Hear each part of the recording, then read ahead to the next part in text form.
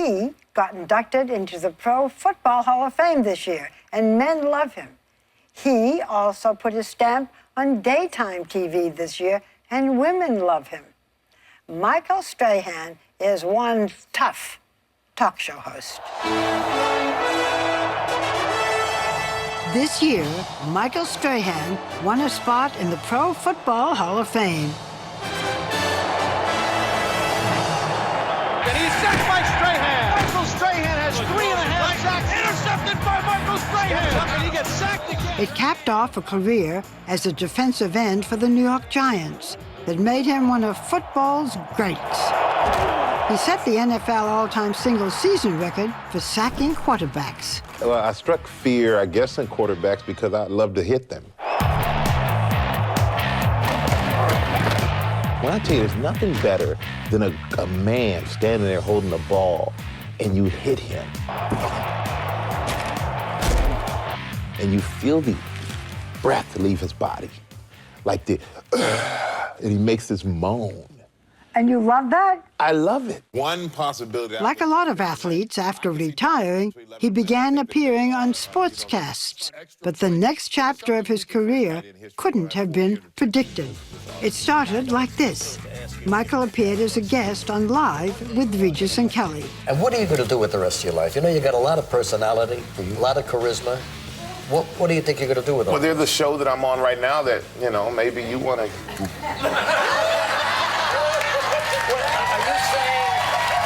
Live with Michael and Kelly. Welcome. When Regis left the show, many guys sat in the co-host chair, but none of them did this. Michael Strahan! Michael got the job. He also got hired this year to play a stripper in the film Magic Mike 2. Michael Strahan! And started as a part-time co-host on Good Morning America.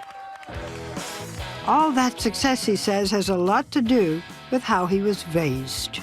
Your father was a huge influence in your life. He's had a particular philosophy. Which was when, not if, which was amazing. He never told me if you do something. It was never, if you make it to the pros, or it was always when. And for me, I never developed the attitude that something couldn't be done. Michael was born in Texas in 1971, one of 6 children. When he was 9, his family moved to Germany, where his father, a military man, was stationed. What kind of a kid were you?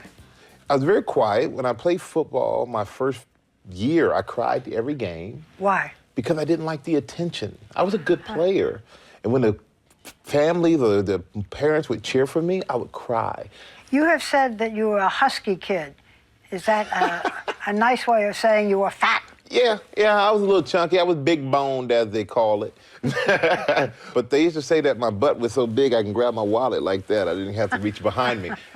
But that was one of the turning points in my life, because it was the first time I realized that if I wanted something to change, I had the power to do it. So that's when I started working out. And unbelievable enough, I started working out the Jane Fonda videos. Did you ever tell Jane Fonda that you used her tapes? Oh, absolutely. Yeah? Absolutely. I told her I used the tape. She was very flattered. Opposite arm and leg. We actually did yoga together on Live. That was incredible. You owe it all to her. I owe it all to Jane Fonda. I have to ask you about the gap in your teeth. Did you ever want to change that? Of course. Why didn't you? Well, I thought about it. I even had everything lined up to get it done. And I have a cap I can put in to have... Really? Yeah. But when I put it in, it doesn't... It's not you. It's not me. Too perfect. Too perfect. That's not me. Michael says he's not perfect at anything, on the field or off. So you are not just a natural? No, I'm not natural at anything. I work hard, and I think that's the funny thing when everyone goes, "You're just a natural." I don't know if anybody's natural at anything. I think a lot of people are natural, but the ones who aren't natural seem to get passed up by the ones who really want it more and work towards that goal. I want to talk a little bit about your private life. You got married in college. You had a daughter who is now 23, a son who is now 20.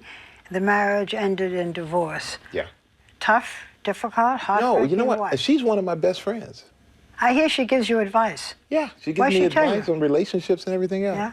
You know, we were just kids, having kids. And so I think for us, we were smart enough to turn that into a great friendship. You married the second time in 1999. You had twin girls. Yeah. That marriage also ended in divorce. Hard? That one was hard. And on top of it, it was played out in the tabloids. Yeah, you had a lot of stuff. Oh, I had a written lot of about you. stuff that was said and done. One day I was cheating. The next thing I was having an affair with one of my best friends, who was a man. Yeah, the next thing I remember, one day you were cheating, the next day you were gay. Yeah. Yeah. So I was, you know, it became one of those make up your mind type of things. But I always say it was one of the worst, best things that ever happened to me. Why? Because it let me get to the point where I had to learn not to care what anybody thought. So I also didn't want to say anything and fight back to the papers because that fed more into it. And I had girls, I had these two little babies. And I don't want my little ones to Google when they're older, which they're 10 years old now, and say, Daddy, why did you say this about Mommy? And what? I didn't want that. It was more important for me to take it and deal with it as a father than to say something that could hurt my kids in the future.